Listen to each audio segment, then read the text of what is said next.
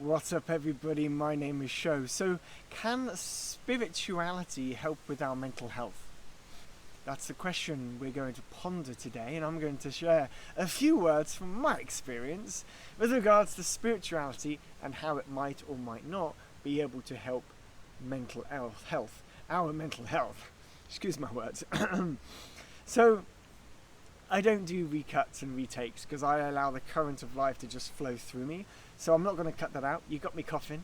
That's what's going on here. A lot of people like to fine tune and perfect their videos and all this kind of stuff. No, I want you to see the perfection of the imperfection of that which I am. So you don't believe that everybody's perfect when they present themselves onto YouTube, right? It doesn't have to be polished. It has to be real. This is real. The imperfection. None of that is unreal. And it's so perfectly imperfect.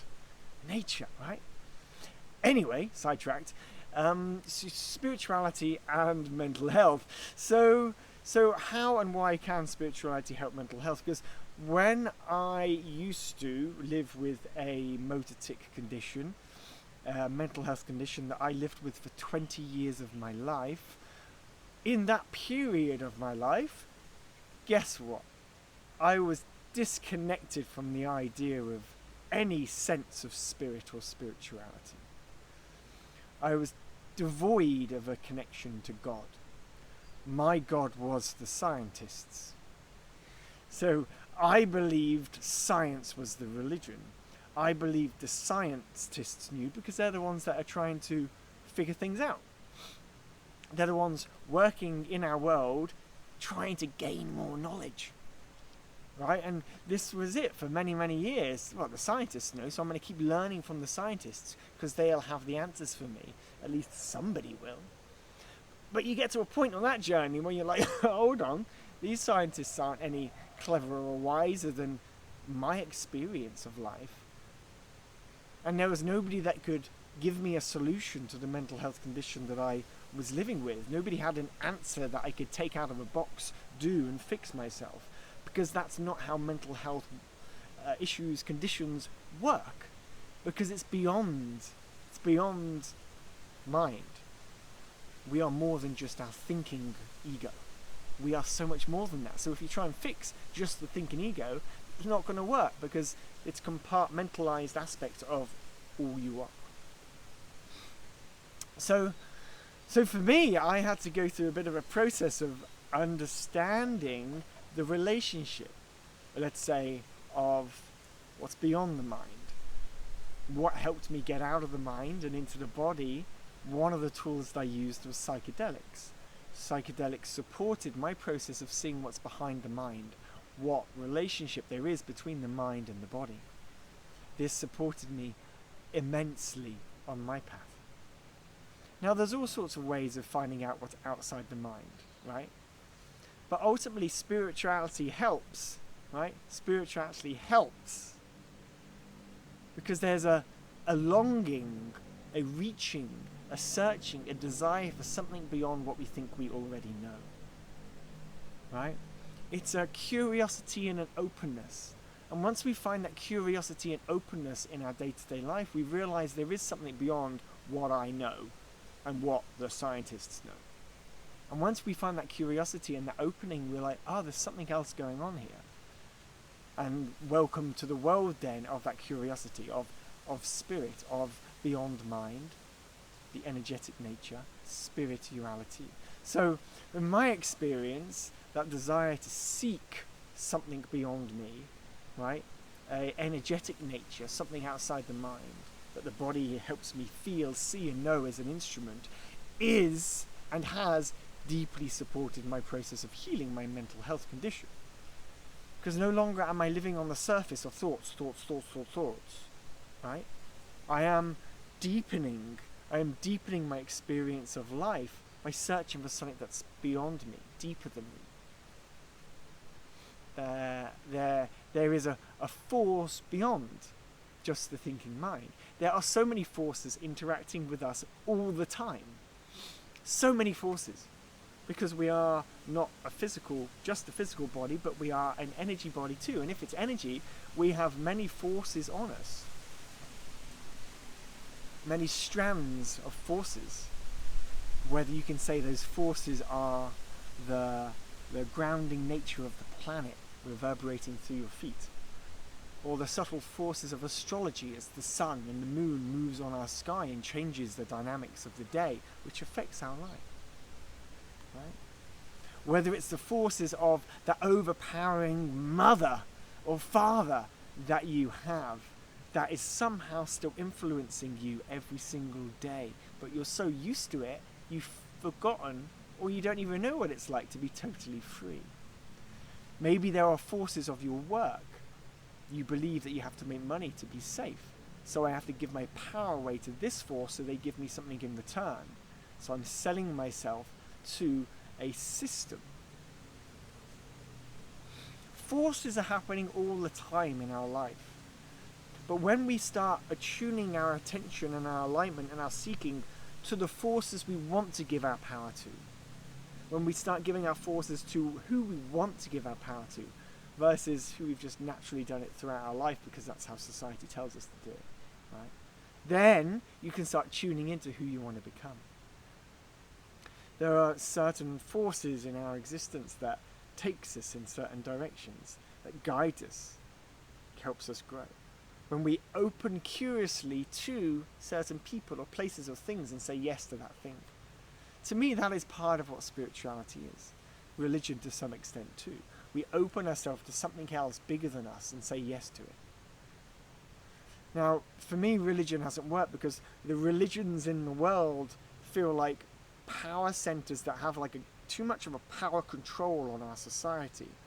And there's been so many scandals in these particular institutions for too long that my trust in them has mostly faded. But that doesn't mean there isn't such thing as spirit or soul or energy. There is a deeper remembrance inside of us waiting for all of us. And so how do we connect to that deeper part of us, right? We find ways. And so here's, I've really rambled for 7 minutes here, but I want to share three ways here that help you see how spirituality can help mental health. Right? The first one is purpose. Purpose. Right? Seeing something greater than the individual egoic you and believing in something greater, bigger, more magnificent than the simplicity of your individual self, right? Gives you purpose, something to reach for, something to move towards, something to believe in, something to grow towards. I want to be like that magnificence. That spiritual being, that angel, that divine being, that old person that parted the waters, right? Whatever word you want to use, whatever person you want to choose, or persons you want to choose. Because these divine beings, whole religions have been built around them, but what matters is what frequency of the person or persons, Buddha, Allah, right, you want to tune into. And it doesn't have to be a person who's part of a religion. It could be like, it could just be a magnificent being from Martin Luther King is coming into my mind's eye right now. People that you like, yeah, to that, right? And there's a connection here to that, to them. And they could be alive, they might not be alive. But there's a connection here, and you believe in that spiritual connection with them. Not just, I think they were cool, I think I'd like to be like them. Know it. Open yourself to them. Right? That gives purpose, drive, passion. I want to model myself like this person, this place, this thing, this embodiment of Shiva, or whatever choice, right? Whatever you choose to surrender into. Because that surrendering into, to some level, is a choice. At another level, it just happens. Because when energetic things swarms into us, it takes us in a current of life. So it depends on your capacity to see as to whether you are choosing this or whether you are just into somebody else's current of life. But what I'm showing here is that by allowing ourselves to be part of that depth of reality and allowing it to take us somewhere and choosing that and saying yes to that, opening ourselves to that which is beyond and a bit of a mystery, gives us passion, gives us purpose, gives us meaning. in life. So that's number one. Another reason why spirituality can support and help us improve mental health is practice. Purpose gives us meaning. When we have meaning, we have drive, so the mind isn't all over the place. Right? Then we start practicing. Okay, we can practice something. In each of these aspects of spirituality, we practice to get closer to that thing that we're trying to drive to, move to open to. We must practice to get there, because our everyday society is pretty shallow. So we have to practice to get there, and practice is a very individual thing. There's so many different ways to practice. One of the basic ways to practice in our modern world is something called meditation or mindfulness. Learning to quieten the mind, learning to be still. Maybe it's following certain people on YouTube and moving into spiritual teachings. A practice is listening to spiritual teachings. That's another way to practice, right? Maybe it's yoga, right? Maybe it's rock climbing. Maybe it's abseiling. Don't know why I'm thinking about rocks. Anyway, point being is that, yes, it's about practice with spirituality. Usually there's a component of, I practice this to get closer to where I want to go to, and my connection to deepening reverence, life.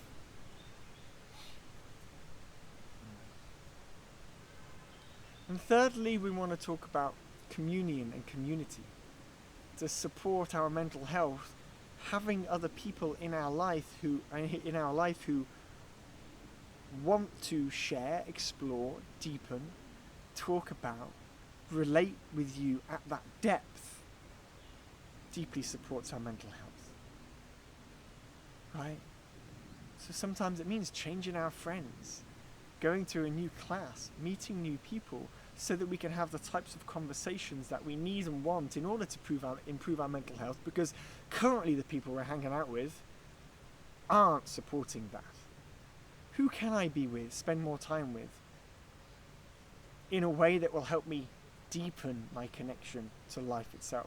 Because spirituality is just deepening connection to life itself. Instead of staying in the shallow aspects of the physical world, we are learning to connect to our emotions, our energies, the spiritual nature. So these are three beautiful reasons why, yes, spirituality can help. Purpose, practice, and communion, community. Right? Connection in and with others. Real connection. Not just like watching videos, right? Playing games on the internet, on your phone. I'm talking about real connection, with touch, with hugs, right? With a dropping in with each other and really knowing each other. This type of communion, this type of community, these types of friends. So there you have it. Yes is the answer to the first question I shared. Yes, I found that spirituality has deeply supported and helped me to improve my well-being and mental health. Deeply. Because I never used to be connected like I am now. And I used to suffer a lot with my mental health. To the point where like my ADHD brain was causing my body to move. It wasn't just overacting thoughts. I had an overacting body as well as overacting thoughts. Right? And so deepening myself is what's helped me do this. Breath, mindfulness are two of the most powerful and popular tools out there right now to start connecting with your body deeper, so that you can start relating, turning on the instruments which connect you to spirit. So know those things, practice those things, get those things going, do them daily, do something daily.